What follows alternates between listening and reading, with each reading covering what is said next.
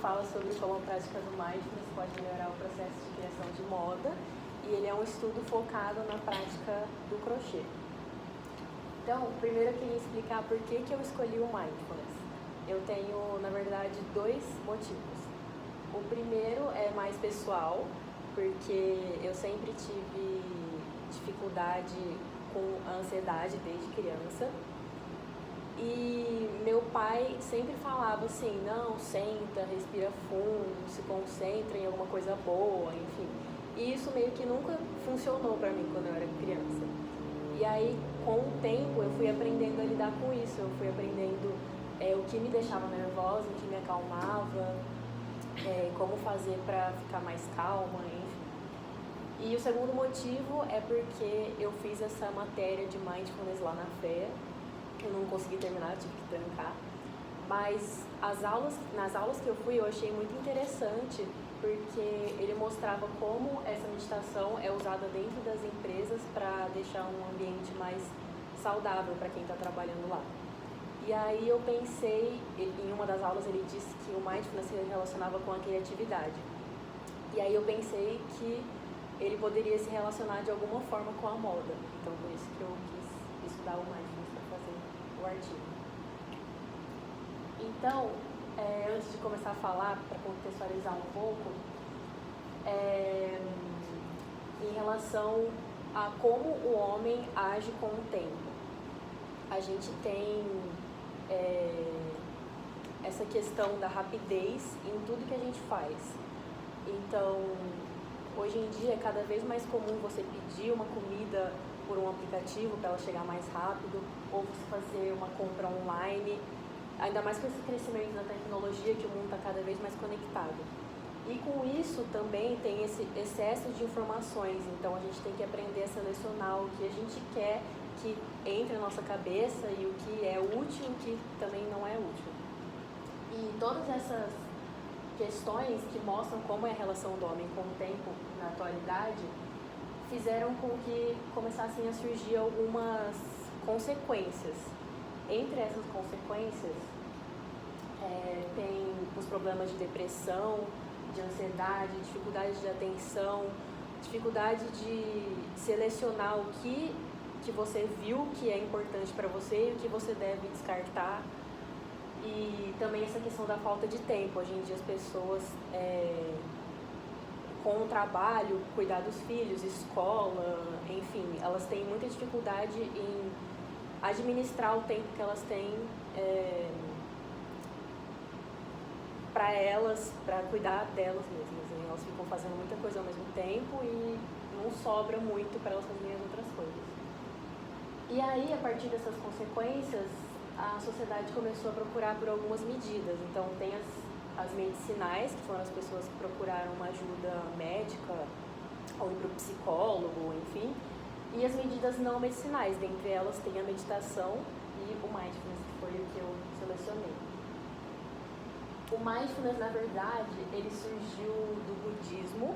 O Buda, ele definiu 8 passos para a felicidade, era um círculo, e ele falava que quando você completasse os 8 passos, você seria um humano livre de qualquer dor e qualquer angústia do ser humano. E em um desses passos tinha um que chamava atenção perfeita ou atenção plena. E aí, em 1970, o Jon Kabat-Zinn, que é um médico, professor da faculdade de Massachusetts, ele tirou o mindfulness do budismo, ele tentou tirar todas as questões religiosas do mindfulness e ele começou a aplicar no trabalho dele. Então, ele criou um programa baseado em mindfulness em que ele cuidava de pacientes que não estavam respondendo mais direito a tratamentos médicos e aplicava mindfulness nos hospitais. E aí ele começou a perceber que essa meditação ajudava muito na recuperação do paciente. Então, ele tratou de pessoas com câncer, com doenças sérias, com pessoas com problemas de ansiedade, de agressividade. E ele define o mindfulness como uma consciência que surge quando prestamos atenção no agora e sem julgamentos. É um estado de consciência cultivado através de prestar atenção de uma maneira bem peculiar. Então, esse tipo de meditação não é aquela que a gente normalmente está acostumado a ver, que é aquele que você fica prestando atenção em uma coisa só, normalmente a respiração, tem que ficar respira, respira. Ele é uma meditação ativa, que você está meditando enquanto você faz alguma coisa. E você não priva a sua cabeça de pensar em coisas. Muito pelo contrário, você deixa todos os pensamentos virem na sua cabeça e depois eles fluírem e saírem enquanto você pratica algo. E o mindfulness, aqui no Brasil, ele ainda não é muito praticado, ainda não é muito conhecido, mas tem várias pesquisas em outros países, nos Estados Unidos principalmente, que eles começaram a ver como ele ajuda dentro das empresas, dentro de hospitais, até de escolas.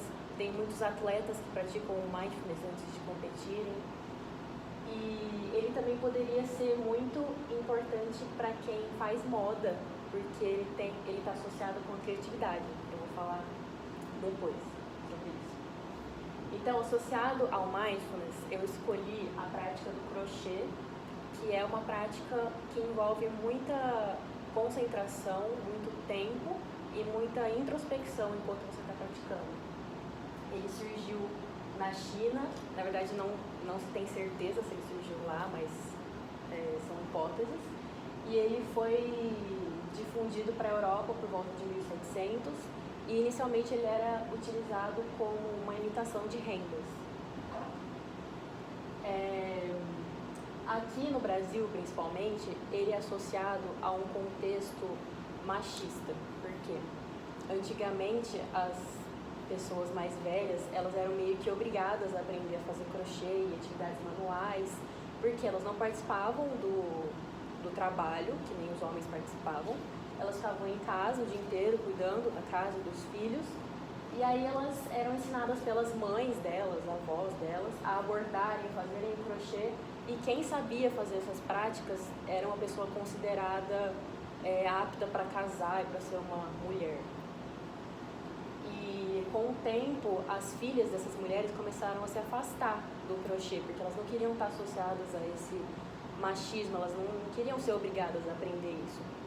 Só que aí, atualmente, os jovens estão começando a voltar a praticar o crochê, só que eles trazem com eles novos significados, então ele não está mais associado a esse machismo que tinha antigamente. Dentre os novos significados que tem a ver com a contemporaneidade, temos o slow fashion, que surgiu depois da Revolução Industrial, depois da Segunda Guerra Mundial, uma época em que a Europa estava destruída por causa da guerra, e os Estados Unidos estavam em ascensão, então não era mais viável para os europeus ficarem encomendando roupas sob medida, roupas de alta costura, enfim. E foram aí que começaram a surgir as lojas de departamento que são associadas ao fast fashion. O fast fashion é um tipo de moda que respeita o ciclo da roupa, que é a criação, o uso e o descarte. Então, é uma moda muito rápida e descartável, e ela não se preocupa normalmente com as questões do ambiente, o que isso vai implicar, ou com o trabalho,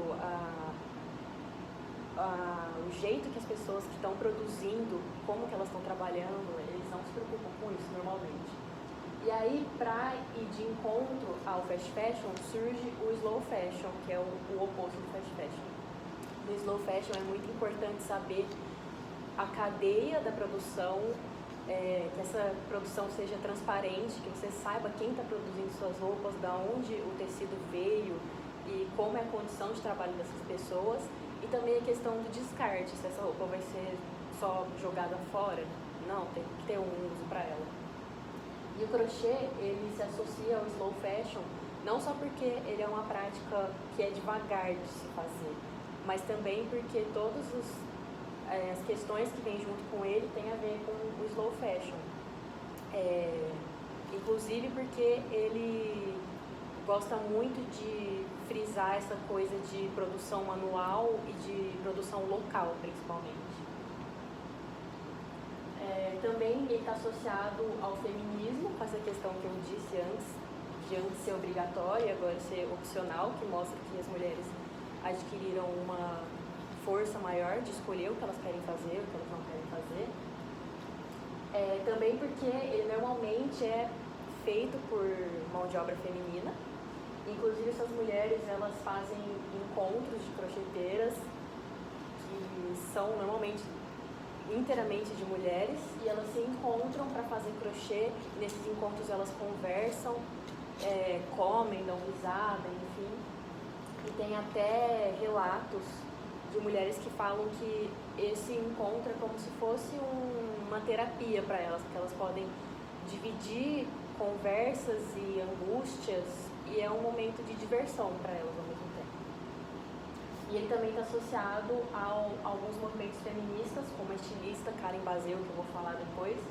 Ela realiza todas as obras dela de crochê, e ele sempre tem algum caráter político, normalmente falando sobre o feminismo. E também tem o Free Pussy Riot, que foi uma revolta que teve na Rússia, que era uma revolta feminista, e todas usavam máscaras feitas de crochê, que eram feitas por elas mesmas. E ele também está associado às novas formas de trabalho, que, assim, antigamente, os nossos pais, nossos avós, as gerações anteriores, era muito importante para eles uma estabilidade no trabalho. Então, eles achavam muito bom ficar no mesmo emprego por 30 anos e não sair de lá e aposentar nesse mesmo lugar. Só que hoje em dia, as novas gerações, os millennials, geração C, enfim, eles prezam mais por liberdade. Então, eles não querem ficar 30 anos trabalhando no mesmo lugar. Eles querem conhecer gente nova, ter mais liberdade para fazer o que eles gostam. E associado também ao movimento Devagar, que mostra como essa correria do trabalho implica na saúde mental das pessoas, principalmente saúde mental. Então surgiram algumas novas formas de trabalho, como os home offices, que são as pessoas que trabalham em casa, elas têm mais mobilidade para comer, para fazer pausas, para usar a roupa que elas quiserem, enfim. E os coworkings, que são salas compartilhadas, que as pessoas trabalham em grupos. E eles têm tudo a ver com o crochê, porque normalmente ele é praticado ou na própria casa da pessoa, ou em grupos, que seriam esses coworkings. E nesses grupos eles podem conversar, realizar pausas, e também envolve menos custo do que se eles tivessem que ir para uma empresa trabalhar. Então, eu peguei alguns exemplos de artistas que fazem o crochê. A primeira é a Ellen Rodel, que é uma brasileira, e ela faz todas as roupas dela com crochê. E aí eu vi um vídeo dela que é tipo uma entrevista, que ela conta como que é essa produção das roupas dela. Então, tem uma parte do vídeo que ela fala assim: eu escolhi trabalhar com técnicas lentas e manuais, em que os números são diferentes da produção industrial. Essas técnicas exigem extrema paciência. O crochê nessa coleção é apresentado principalmente sob a forma do ponto pipoca, que é um concentrado de 6 pontos altos, um dos pontos mais básicos da técnica. É como se o cérebro se partisse em dois, sendo que uma parte coordena o crescimento e a outra a diminuição do pensamento. Então, nesse vídeo, ela conta como que a produção das roupas dela é como se fosse uma meditação, porque dentro de cada ponto pipoca que ela faz, tem 1000 pensamentos que surgiram na cabeça dela enquanto ela estava fazendo crochê. E ela diz que ela sempre precisa se concentrar naquilo que ela está fazendo e se livrar de todas as coisas que estão em volta dela, que podem atrapalhar ela de fazer aquele crochê. Também tem a Karen Baseu, que eu tinha citado antes. Ela faz obras no espaço urbano, e é como se fosse um grafite, mas usando o crochê. E todas as obras dela falam sobre algumas questões a serem pensadas, principalmente o feminismo, como a gente vê na imagem no ovário com o útero. Ela tem várias obras que falam sobre o feminismo, e expostas por São Paulo e algumas exposições. Tem também a Mola Mills, que é uma estilista finlandesa. Ela gosta muito dessa coisa meio pin-up, mais divertida, assim, do crochê. Mas, atualmente, ela dá palestras sobre essa prática, e ela tem uma loja que ela vende mais tapetes e decorações para cá. Também tem a Catarina Mina, que é uma marca formada por 2 amigas, elas fazem bolsas de crochê e atualmente elas vendem as bolsas delas para marcas grandes como a Osklen, a Água de Coco, tem várias lojas que tem as bolsas dela vendendo, que mostra que até as pessoas de classe mais alta estão interessadas em comprar um produto que foi feito à mão, um produto que é feito de uma prática muito antiga. E aí, relacionando o mindfulness com a criatividade, eu peguei um estudo realizado pelo Instituto de Pesquisas Psicológicas na Holanda, em 2012, porque todos os artigos que falam, que tentam provar como o mindfulness implica na criatividade são artigos médicos. Então, o que eles fizeram? Primeiro, eles dividiram a meditação em 2 tipos. A meditação de atenção focada e a de monitoramento aberto. A de atenção focada seria aquele tipo de meditação que a gente mais conhece, que é aquele que você concentra em uma coisa só, normalmente na sua respiração, e você tenta bloquear quaisquer pensamentos que vierem na sua cabeça. Enquanto a meditação de monitoramento aberto, que seria o mindfulness, é aquele tipo de meditação que você permite os pensamentos virem e saírem e você não precisa ficar prestando atenção só na sua respiração, você pode fazer coisas enquanto você medita. E aí, quanto à criatividade, eles também dividiram em 2 partes, como se essas 2 partes formassem o ser humano criativo. Então tem o pensamento divergente e o convergente. O convergente seria um pensamento mais certeiro, assim, ele está relacionado à resolução de problemas. Então você tem várias opções e você escolhe normalmente uma para resolver aquele problema. E o pensamento divergente é relacionado a um brainstorming que eles fazem nas empresas, enfim, que tem a ver com essa quantidade de ideias que surgem e são criadas assim ao mesmo tempo. Então, o pensamento divergente estaria mais relacionado a essa questão da criatividade, porque ele permite que você crie. E a hipótese da pesquisa deles era que a meditação de monitoramento aberto, que seria onde o mindfulness se encaixa, poderia melhorar o pensamento divergente, que é relacionado à criatividade. E aí eles fizeram um teste, eles pegaram 18 pessoas, dividiram em 3 grupos. Então, um grupo fez o primeiro tipo de meditação, o outro grupo fez o segundo tipo de meditação e o terceiro era o grupo de controle. Então, eles não fizeram nenhuma meditação, mas eles tinham que ficar prestando atenção em uns objetos que eram mostrados para eles. E aí, eles fizeram todas essas pessoas a realizarem testes. O primeiro era achar características comuns entre 3 palavras e o segundo era definir diferentes usos para o mesmo objeto. Esse segundo teste mostrava como esse grupo seria criativo. E essas respostas, elas foram avaliadas conforme a originalidade, o número de respostas que eles deram, as categorias e a elaboração. Por exemplo, um tijolo, aí eles colocavam para parar a porta, uma resposta. Aí outra resposta, o tijolo seria usado para evitar que a porta fechasse quando batesse um vento. Esse seria mais elaborado, então eles ganharam mais pontos. E aí os resultados foram que realmente a meditação de monitoramento aberto inclina o indivíduo a um estado de controle menos focado, facilitando um salto de um pensamento para o outro, ou seja, melhorando a possibilidade dele de criar.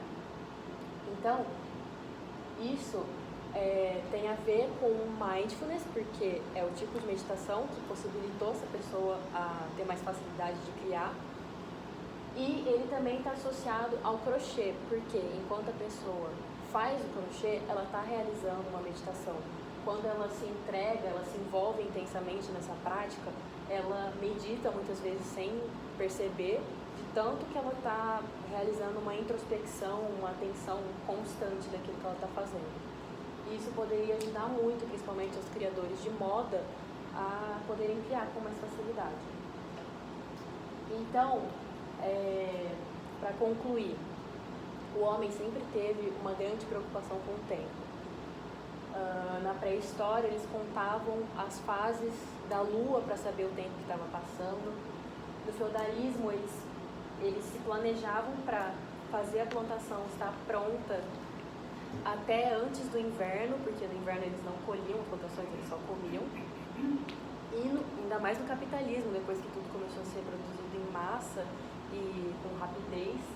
Então, isso mostra como o homem começou a se preocupar muito com o tempo, conforme os anos foram passando, e como essa relação foi ficando mais desgastante, como eles se preocupam mais em fazer as coisas de uma maneira rápida, em como eles têm essa dificuldade de lidar com o tempo que a gente tem disponível para a gente no nosso dia a dia.